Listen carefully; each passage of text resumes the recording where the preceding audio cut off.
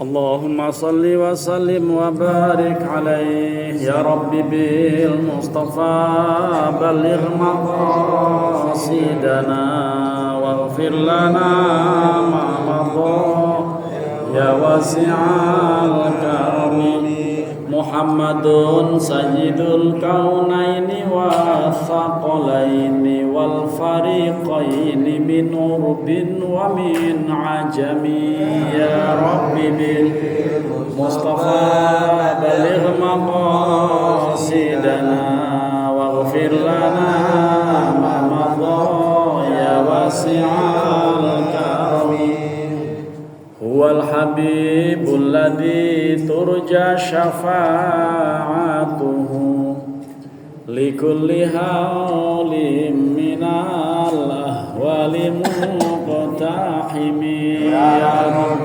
بالمصطفى بلغ مقاصدنا واغفر لنا ما مضى يا واسع الكرم اللهم صل وسلم وبارك عليه وعلى آله.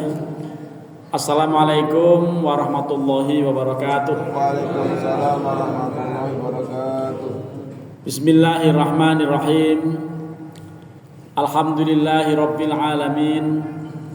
Assalatu wassalamu ala asyrafil anbiya'i wal mursalin Sayyidina wa habibina wa syafi'ina wa maulana Muhammadin Sayyidil awwalina wal akhirin wa ala alihi wa ashabihi at-tayyibin at-tahirin amma ba'du.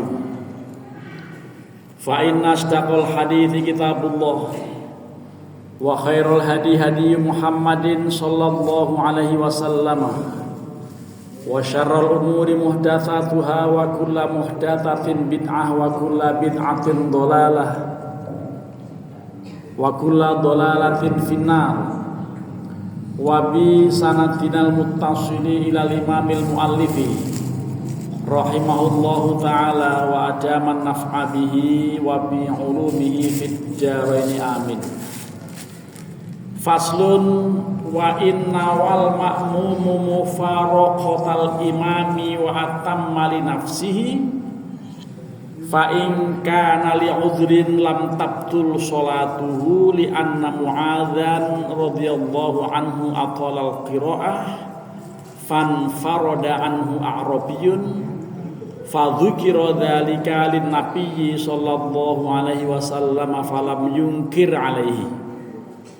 Ini pasal pada halaman 97 Al-Muhadzab jilid pertama. Jika seorang makmum berniat untuk walkout atau mufaraqah lalu menyelesaikan sholatnya sendirian, kalau hal itu karena disebabkan adanya udzur,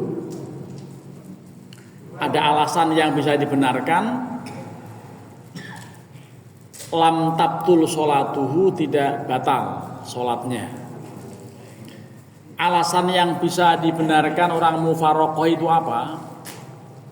Antara lain karena bacaan imam kelamaan, enggak sabaran. Orang mau masuk sekolah, mau belum mandi apa subuh gitu, dia baca surat Al-Waqiah selesai, imamnya baca gitu. Nah, walaupun Kanjeng Rasulullah biasa baca itu, cuman kalau kita mau meniru beliau ini kayaknya makmum bisa pada protes gitu. Nah, alasannya bahwa li'anna Mu'adz bin Jabal itu, ya mudah-mudahan Allah meridhai beliau radhiyallahu anhu, atolal qiraata. Suatu saat beliau itu membacanya itu panjang, lama. Waktu itu sholat subuh sampai banyak orang kesiangan, mau sekolah, mau kerja, mau nyangin kurma, mau macam-macam. Sehingga ketika itu ada seorang Arab Badui, A'rab ini Arab Badui yang keluar mufaraqah, menyendiri karena memang kelamaan gitu. Lah hal itu, sikap mufarokohnya seorang A'rabi ini dilaporkan kepada Kanjeng Rasulullah SAW. Ya, ini nggak nyaman, nih mic-nya kekerasan.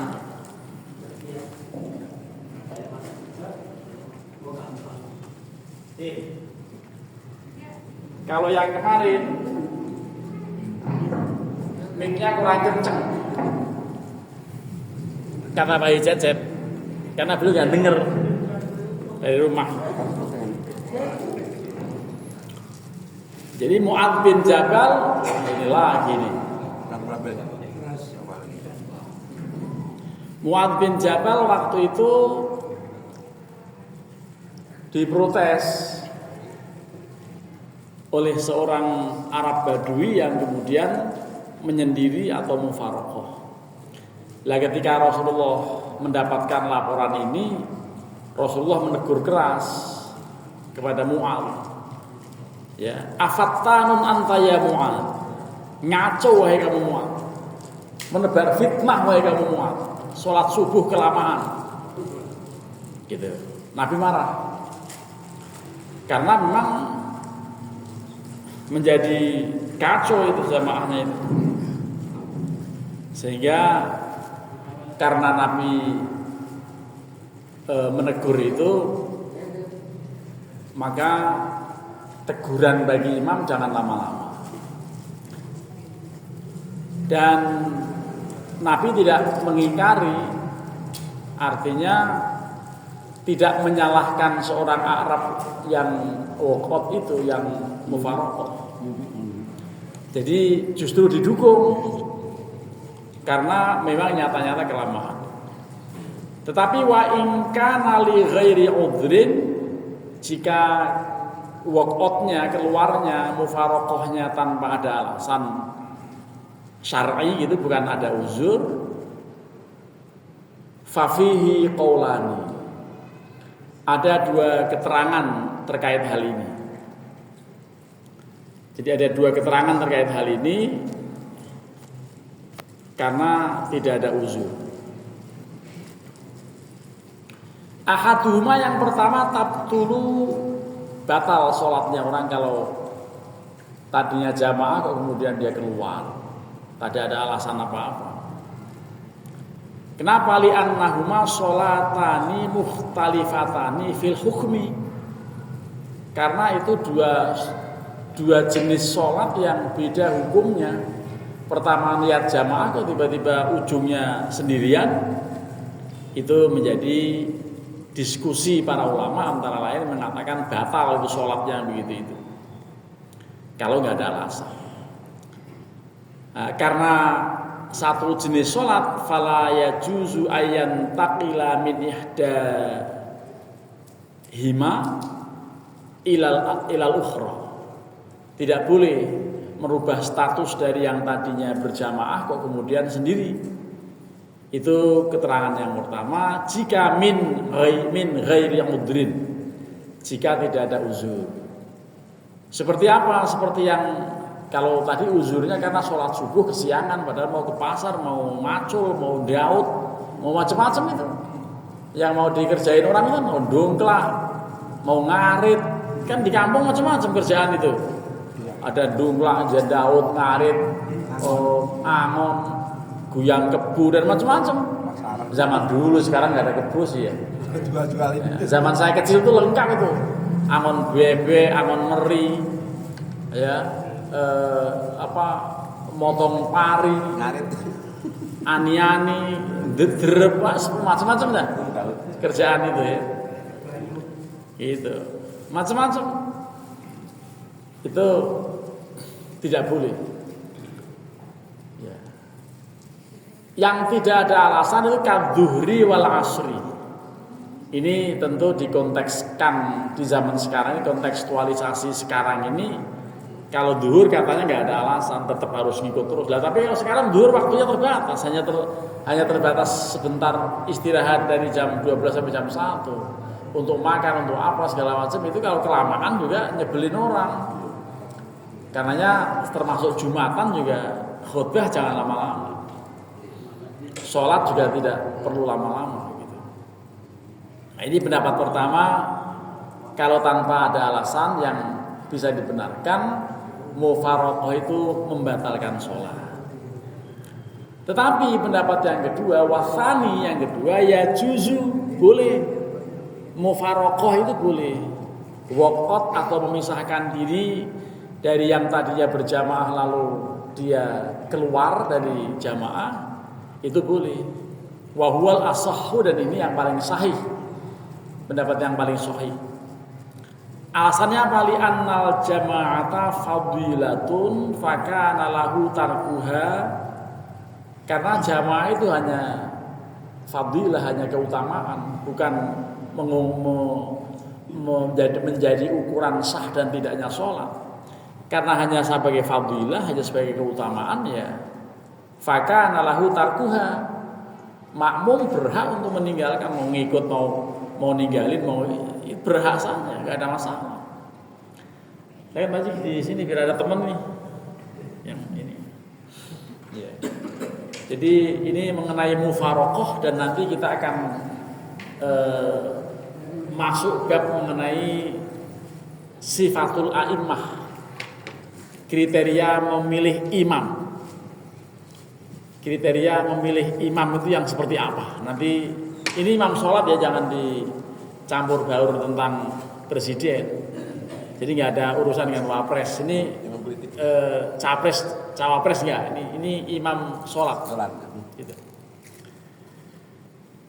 Fakana lahu tarkuha kama law shalla ba'du sholatin nafli qa'iman tsumma qa'ada. Jadi ini hukumnya sama dengan orang yang sholatnya seperti Raja Salman itu. Raja Salman kan sholat di Istiqlal, waktu memang mampu berdiri, tapi pada saat rukuk dan sujud beliau duduk kan gitu. Orang mencampur sholat itu boleh, yang sebagiannya berdiri, sebagiannya duduk. Biasanya yang sudah osteoporosis, sudah 85 ke atas, belum, udah nggak kokoh, ini waktu sujud dan rukuk duduk. Jadi duduk, dia hanya berdiri, awas berdiri, tapi mau rukuk mungkin rukuk masih bisa, tapi sujud kadang-kadang yang kini sudah bermasalah, itu akhirnya boleh duduk. Kalau mencampur sholat antara berdiri dengan duduk boleh, maka lebih-lebih hanya mencampur sholat yang tadinya berjamaah dengan yang sendirian. Itu logikanya begitu. Itu penjelasan ya Abu Ishaq Ash-Shirazi dalam kitab Al-Muhadzab, sebelum kemudian masuk pada bab sifatil a'immati. Ini pasal yang hanya beberapa paragraf tadi, hanya beberapa baris tadi, seperti itu saja. Langsung kita menuju pada babu sifatis sholati. Babu sifatil a'immati ini, babu sifatil a'immati. Ini judul itu umumnya dibaca babu biasanya. Kalau bab ya bab, kalau kitab ya kitabu gitu, karena dia menjadi khobar. Kalau belajar nahwu, mubtadanya mahdzuf, yang dibuang tuh hadza, ada kata-kata hadza. Hadza babu sifatis sholati. Ini adalah bab tentang sifat a'immah, sifat kepemimpinan dalam hal sholat. Sifat-sifat mengangkat atau kriteria mengangkat imam lah gitu kira-kira. Diawali dengan uraian begini, idza balaghas sabiyyu haddan yaqulu aqala yaqilu. Jadi idza balaghas sabiyyu haddan yaqilu wa huwa min ahli shalah sahhat imamatuhu. Kalau ada anak kecil yang sudah balik, pokoknya dia udah khitan, sudah kelas 1 SMP gitu, mungkin kelas 6 SD juga oke. Yang penting dia sudah sah menjalankan sholat. Untuk laki-laki sudah hitam, sudah tidak membawa najis, maka sah dia menjadi imam. Gitu. Jadi kalau anak kecil, saya punya anak ini Ramadan ini kelas 4 ya. Nanti kalau misalnya kelas 5 atau kelas 6 sudah bisa cara gerakan sholat dengan baik, itu istri saya akan saya perintahkan jadikan dia imam. Karena selama ini dia yang imam, yang makmumin emaknya, dia menjadi makmum emaknya. Kan nggak boleh laki-laki kan? Nah, kalau dia sudah kelas 6 nanti atau kelas 1 SMP, kamu yang, tapi kalau saya kelas 1 SMP, anak saya udah saya usir dari rumah. Gitu. Jadi anak saya semuanya saya usir kalau sudah saatnya SMP udah harus keluar. Ya, untuk menimba ilmu setidaknya 6 tahun lah di luar. Di pesantren gitu ya. Nah, jadi kalau misalnya sebelum keluar dia sudah siap sholat ya, ketika memang berjamaah dengan emaknya ya dia jadi imam. Karena suka saya ajak ke masjid dan di rumah aja gitu. Nah, di rumah itu akhirnya ya pas saya berangkat dia masih bawa HP, saya pulang masih pakai HP yang tadi. Duduknya masih seperti berarti bohong kan gitu. Memang anak kecil itu begitu. Ya, suka banyak bohongnya. Orang tua aja ada yang banyak bohong. Iya. Nah, ini keterangan ini ada dasarnya. 5 ruwiyaan Amr bin Salamata, karena satu hadis yang diriwayatkan dari Amr bin Salamah, qala dia mengatakan, umimtu ala ahdi Rasulillahi sallallahu alaihi wasallam wa ana hulamu ibni wa ana hulamu ibni sab'i sinin. Kata Amr bin Salamah, di zaman Rasulullah dulu saya pernah dijadikan imam. Saya pernah mengimami. Padahal umur saya waktu itu ibnu sab'i sinin. Baru 7 tahun. Sekarang kelas berapa 7 tahun? Kelas 1, kelas 2 ya. Kelas 1 sudah bisa menjadi imam. Nah, sekarang paling kelas 4 udah gede itu hitungannya. Tetapi walaupun sudah saya jadi imam kayak begitu itu, kalau untuk imam Jumat ya tentu menjadi persoalan. Sekalipun bagus bacaannya gitu ya. Makanya wafil Jumu'ati qaulani. Dalam hal apakah sah atau tidak anak kecil yang jadi imam menjadi imam sholat Jumat, itu ada 2 pendapat. Qala fil Imam Syafi'i dalam kitab Al-Um, itu kitab induk, kitab babonnya Imam Syafi'i, mengatakan la yajuzu imamatuhu li anna sholatahu nafilatun. Tidak boleh menjadi imam Jumat karena dia sholatnya itu masih dianggap sholat sunnah, belum cukup lah, belum dewasa. Jadi dianggap sebagai sholat sunnah, karenanya tidak bisa dia menjadi imam Jumat. Tetapi di dalam kitab Al-Imwa beliau juga mengatakan ya juzu li annahu ya juzu ayyakuna imaman fi ghairil jumu'ati kal balighi. Gitu. Boleh karena dia boleh menjadi imam dalam hal sholat fi ghairil jumu'ati, tetapi imam yang selain Jumat, kal balighi sebagaimana orang yang balik lah. Karena diskusinya ada yang menyebutkan atau katakan pendapat pertama mengatakan boleh, yang kedua tidak boleh, dan seterusnya, suka bertentangan begini, maka kaidahnya al-khuruj minal khilaf aula. Jadi daripada dalam diskusi yang begini, sudah saja jangan sekali-kali mengangkat anak kecil jadi imam Jumat. Kan nggak pernah juga kan? Jangankan anak kecil. Pak Ijazah punya kebijakan kalau kira-kira khatib tertentu yang talafut membaca Al-Qur'annya kurang bagus, hanya diizinkan untuk khutbah, tapi imam dihandle sama beliau. Itu sudah bagus. Karena apa? Karena kalau sampai Jumat itu kok bacaannya salah, itu menjadi persoalan. Gitu. Jadi karenanya kebijakan beliau bagus untuk imam atau khatib tertentu yang kira-kira tidak memenuhi syarat jadi imam, cukup khutbah saja. Nanti berikutnya imamnya beliau atau orang lain yang layak. Ini begitu ya. Di kita ini sudah cocok dengan syariatnya. Yang menjadi imam Jumat adalah yang khatib. Karena memang begitu. Idza qulta li sahibika yaumal jumu'ati amsid wal imamu yaktubu faqad laghad. Ketika kalian mengatakan, diam kamu. Padahal khatib, padahal imam sedang khutbah. Nah, berarti yang khutbah itu imam. Tapi kalau masjid tertentu, ini ditaruh ini tempat Bilal, ini imam, ini khatib. Jadi beda-beda. Ya, sudah bagiannya beda-beda kalau masjid yang tertentu. Gitu. Kemarin saya khatib di masjid masih musola tapi menjadi tempat Jumatan di kompleks Serenia Hill itu, agak perumahan mewah di belakang Buna Indah. Itu dicatat dari awal, Pak, khutbah tidak boleh lebih dari 10 menit. Oh, bagus, saya senang itu gitu.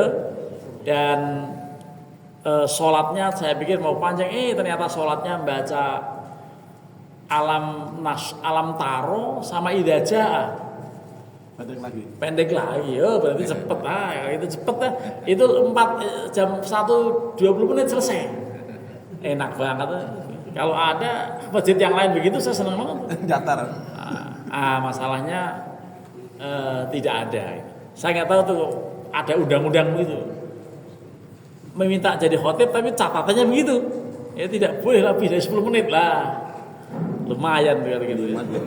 Menghemat gitu kan. 20 menit itu. Iya. Kalau di masjid lain maksimal 20 menit. 20 menit ya. Baik, kita lanjutkan. Masih belum selesai nih. Jadi tadi dikatakan bahwa pernyataan lain lagi nih masalah milih imam, jangan anak kecil. Itu kesimpulannya itu.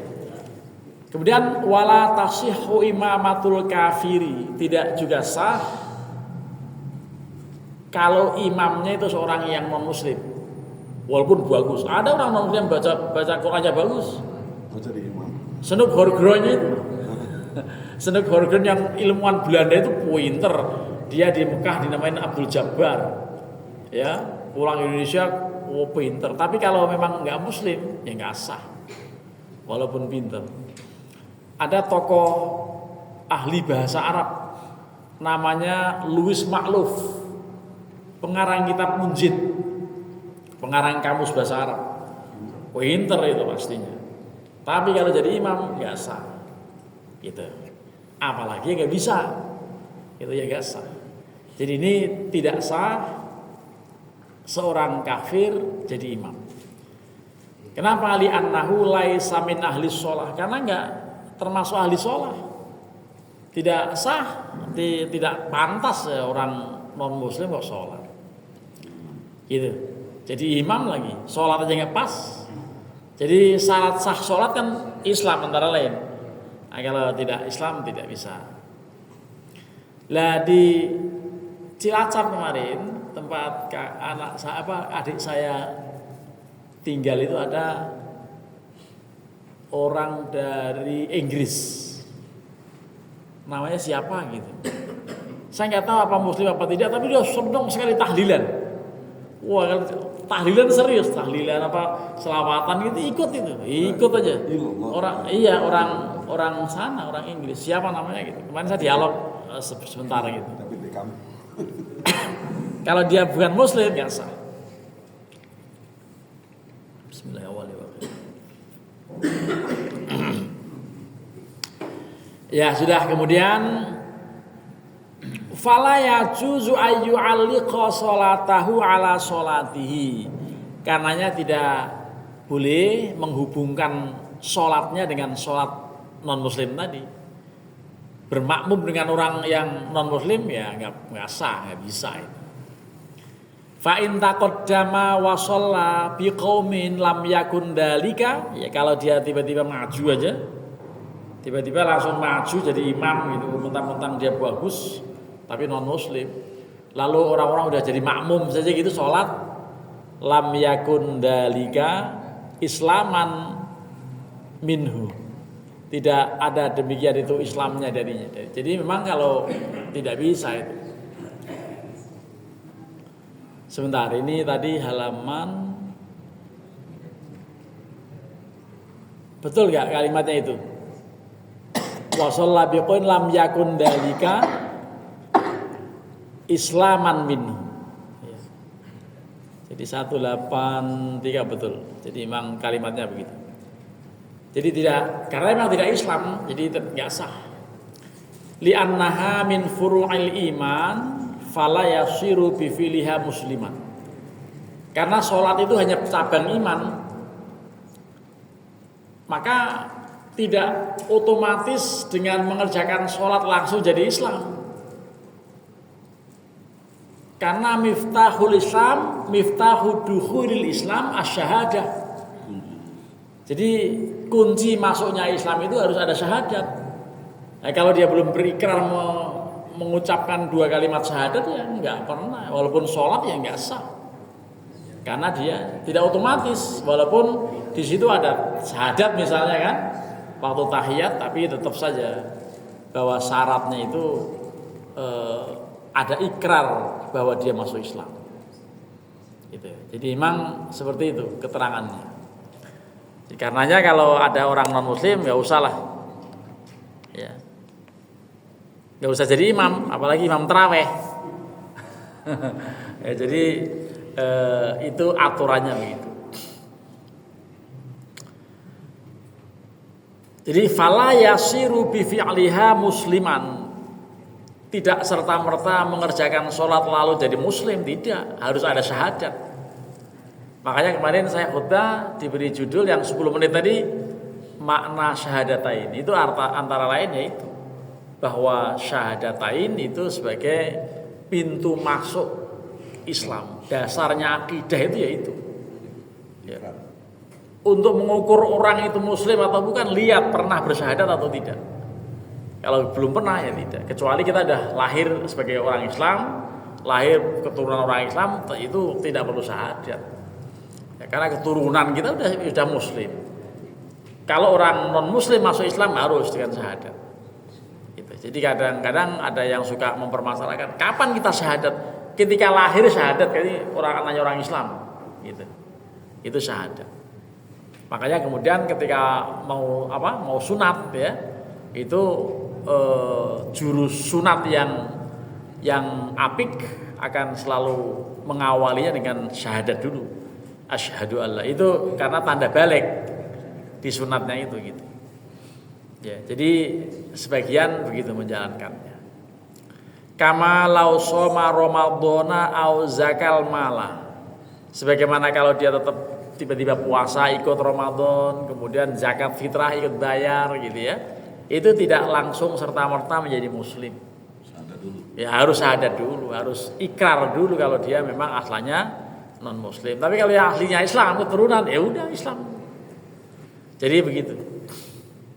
Ini ngomongin soal kriteria imam sholat, ternyata hubungannya dengan soal akidah, hubungannya dengan soal keimanan antara muslim dan non muslim, antara balik dan belum balik. Para jamaah, kita lanjutkan. Ini kalau saya deketin mulut, kenceng banget nih mic-nya ini, ya, makanya saya jauh-jauhin. Kencang banget setelannya. Wa amma man shalla khalfahu fa innahu in alima bihalihi lam tasihha sholatuhu. Kalau orang bermakmum nggak tahu kalau dia non muslim, bermakmum aja gitu. Sementara dia tidak, kalau dia mengerti tentang ketidakmuslimannya imam, itu tidak sah. Sholatnya nggak bakal sah kalau bermakmum dengan non muslim gitu. Li'annahu 'allaqa sholatahu bi sholatin batilatin, karena dia menghubungkan sholat sendirinya itu dengan sholat yang batal.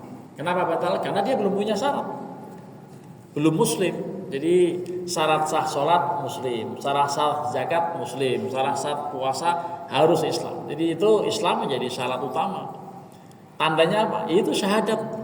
Gitu. Wa illam ya'lam tsumma alima nudhirat. Kalau awalnya nggak ngerti, begitu sudah selesai sholat baru tahu dia, itu nudhirat, ditinju, didiskusikan. Bagaimana isinya? Fa in kana kafiron mutadhahiron bi kufrihi lazimatul i'adatu. Kalau imam itu memang betul-betul seorang kafir yang nyata-nyata menyatakan dalam tulisan KTP-nya itu non muslim gitu atau agama apapun selain Islam, itu makmum harus mengulang sholatnya gitu. Lazimathu al-i'adatu. Jadi mewajibkan makmum untuk mengulang sholat yang dilakukan bermakmum dengan orang kafir itu gitu. Ini berarti syaratnya harus muslim. Li'annahu mufritun fi sholatihi khalfahu, karena sholatnya itu keterlaluan ya di belakang orang non muslim, itu tidak sah, jelas tidak sah. Li'anna ala kufrihi amarotan minal ghiyar, karena pasti kekufuran seseorang itu ada tanda-tanda. Kekafiran seseorang itu ada tanda-tanda. Apakah dia pakai kalung salib, apakah dia kelihatan mencolok apanya begitu, ya, dari atributnya, dari cara bicaranya dan lain-lain, itu ketahuan. Gitu lah, karenanya ini tidak diperkenankan.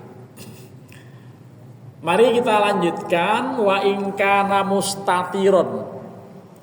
Jika kekafirannya itu tersembunyi, ya, tidak pernah mengungkapkan, kelihatannya Islam aja gitu, ya. Apakah itu juga boleh seperti itu? Ya. Makanya dikatakan wa in kana mustatiron fa fihi wajhani. Kalau kekafirannya itu, ya, kekafirannya itu apa? Tersembunyi, itu ada dua keterangan. Ahaduhuma, yang pertama menyebutkan la tasihhu sholatuhu li annahu laisa min ahlis sholah. Pendapat pertama mengatakan tetap tidak sah sholat yang dihubungkan dengan orang non muslim tadi, imamnya non muslim, itu tidak akan sah sholatnya.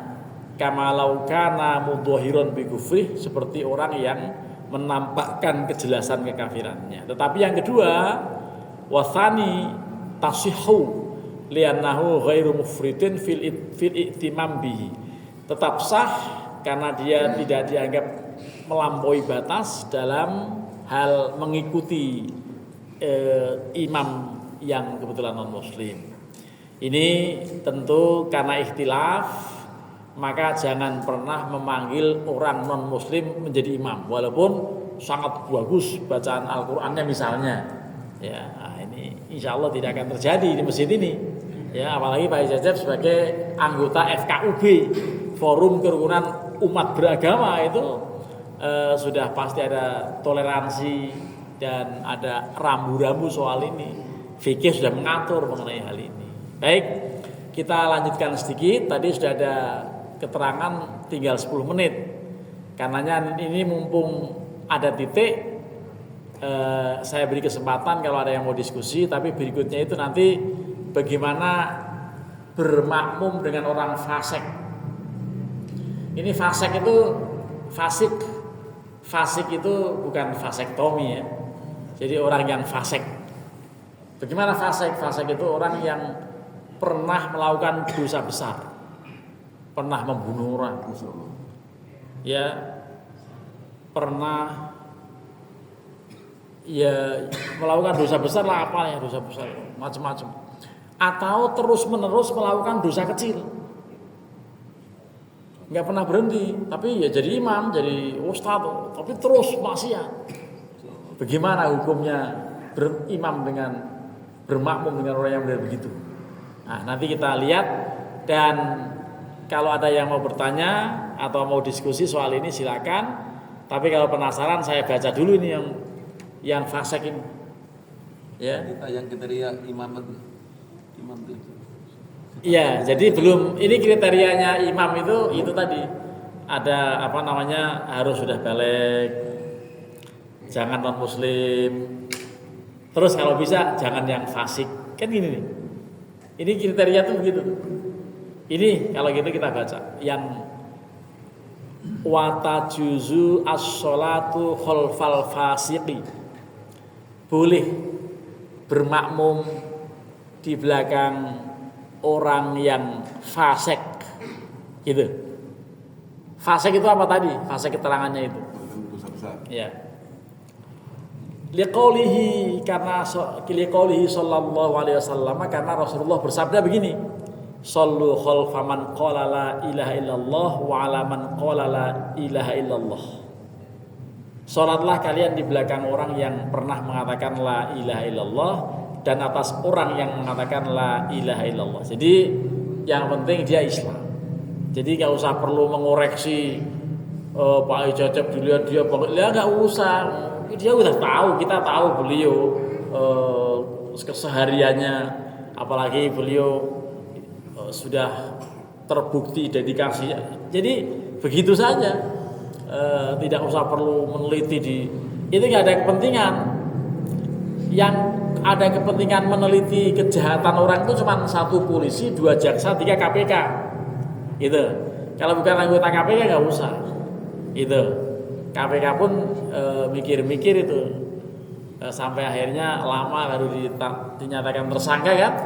Nah, ya akhirnya ya ada tulisan menarik kemarin tuh, menarik dan malu gitu ya. Kementerian yang menjaga agama kok 3 menteri masuk penjara semua coba. Ya kan ada 3 menteri gara-gara duit haji kan. Nah jadi luar biasa itu. Nah, jadi baik, itu urusan sensitif nggak usah dibahas ya. Tapi ini masalah apa? Masalah mencari imam yang layak. Itu. Lalu alasan lain wali anna ibna Umar radhiyallahu anhu shalla khalfal hajjaj ma'a fisqihi. Karena Umar ibnul Khattab pernah, atau Abdullah bin Umar nih, Abdullah bin Umar sholat bermakmum dengan Hajjaj bin Yusuf As-Saqafi. Ini seorang yang terkenal agak merakbal itu, kefasikannya diketahui banyak orang gitu, tapi dia jadi imam, dia jadi makmum. Nah, berarti ini boleh dasarnya itu. Tetapi kemudian wala yajuz, yang ketiga, tidak boleh bermakmum dengan wanita kalau kita laki-laki. Tapi kalau makmumnya wanita ya boleh gitu. Karenanya wala yajuzu lirrajuli ayyusalli khalfal mar'ah. Seorang laki-laki tidak boleh, tidak sah bermakmum dengan imam wanita sekalipun qori internasional, tetap enggak boleh. Begitu. 5 rawa Jabirun radhiyallahu anhu khatabana Rasulullah sallallahu alaihi wasallam qala la ta'ummu ra'atun ya rajulan. Jangan menjadi imam seorang wanita kepada makmum yang laki-laki. Fa in shalla khalfaha wa lam ya'lam, kalau dia di belakangnya sholat tetapi dia nggak mengerti, summa alima, kemudian dia baru tahu kalau dia wanita gitu misalnya, ya lazimahul i'adah. Jadi makanya tidak boleh orang sholat di sana, di sini ada tempat wanita. Jangan sholat di belakang wanita. Kalau dia sengaja maka malah wajib mengulang. Gak boleh. Lianna 'alaiha amaratun, karena pasti ada tanda ini wanita, walaupun pakaiannya ini tetap saja ketahuan gitu. Jadi tidak boleh bermakmum dengan wanita. Tadullu 'ala annaha imra'atun, jadi ada tanda-tanda ini wanita ini laki-laki kan beda itu. Falam ya'dzur fi sholati khalfaha, karena tidak ditoleransi, tidak dianggap udzur orang menjadi makmum wanita di belakangnya. Wala tajuzu sholatur rajuli khalfal khunsal muskil. Seorang laki-laki juga tidak boleh bermakmum dengan orang yang waria tulen. Khunsa muskil itu yang betul-betul memang ganda jenis kelaminnya. Nggak boleh. Khunsa muskil namanya. Li jawazi ayakuna imra'atan, karena mungkin dia memang perempuan. Gitu. Wala sholata khalfan khunsa, juga tidak boleh bermakmum dengan khunsa yang bukan muskil. Khunsa yang biasa gitu. Khunsa yang biasa itu kecenderungannya dia jangan-jangan memang hanya penampilannya seperti wanita pada laki-laki gitu. Itu yang ada khunsa muskil, ada khunsa yang ghairu muskil, khunsa biasa. Li jawazi yakunal makmum rajulan, karena boleh jadi makmum itu malah laki-laki, wal imamu imro'atun atau wal imamu imro'atan, sedangkan imamnya malah perempuan. Jadi pokoknya yang belum jelas hindari gitu. Tapi alhamdulillah kan kita ini nggak ada orang yang indikasinya khunsa muskil kan, jelas semuanya, kelihatan laki-lakinya, kelihatan perempuannya, tidak ada yang dua-duanya. Demikian kajian kita. Ya, kriteria imam itu antara lain jenis kelamin, agama, usia balik dan seterusnya, fasik dan tidak, itu awal-awalnya gitu. Nanti masih ada penjelasan atau ada kajian tentang bagaimana orang bermakmum dengan orang yang sudah berhadas gitu. Dan seterusnya nanti ada urean-urean yang perlu kita cermati, dan ini menjadi kaidah ya buat pelaksanaan ibadah kita. Kalau tidak ada ya kita lanjut, tapi kalau ada ya dipersilakan. Jadi kalau Pak Widodo tadi bertanya kriterianya apa, ya itu tadi kriterianya yang sudah disebutkan tadi kan. Silakan Pak Surono, agak berteriak biar masuk. Barangkali mungkin ada ya kejadian begini Pak ya. Orang ini pernah melakukan tindakan untuk membunuh misalnya, Ya. karena berantem. Setelah itu udah dihukum, terus orang ini tobat, tapi dia bacaan sholatnya bagus. Kebetulan nih yang makmum ini yang ditusuk ini adalah saudara yang dia misalnya. Ini masalah beda mungkin ya, masalah pribadi atau masih dalam bermakmum ada ganjalan. Ini orang ini pernah menusuk adik saya misalnya, itu bagaimana? Ya, itu kalau orang yang pernah melakukan kejahatan, apakah membunuh, apa itu kan tadi fasik. Boleh. Tadi acaranya kan boleh bermakmum dengan orang fasik. Yang penting dia muslim, yang penting dia pernah membaca syahadat. Gitu kan? Jadi tidak masalah. Hanya memang nanti dalam kajian berikutnya itu makruh kalau kita tahu bahwa dia seperti itu. Termasuk makruh kalau kita bermakmum dengan imam yang bacaannya kurang bagus, kurang fasih. Sementara kita faham gitu, itu makruh. Karenanya sudah sangat bagus kebijakan Kepala DKM yang layak jadi imam ini, gitu kan sudah disebutkan tuh. Nah, kalau selain itu dinilai belum layak, dan karenanya berpotensi kalau yang belum layak itu menjadi was-was makmumnya, ya karena apa? Ya karena memang perlu tahsin, perlu tajwid dalam membaca Al-Quran. Demikian kajian kita pada malam hari ini. Ini hari Senin tanggal 12 Januari tahun 2026 bertepatan dengan tanggal 24 Rajab tahun 1447 Hijriah. Kita akhiri dengan subhanakallahumma wa bihamdika asyhadu an la ilaha illa anta astaghfiruka wa atubu ilaik. Terima kasih. Wallahul muwaffiq ila aqwamit thoriq. Assalamualaikum warahmatullahi wabarakatuh.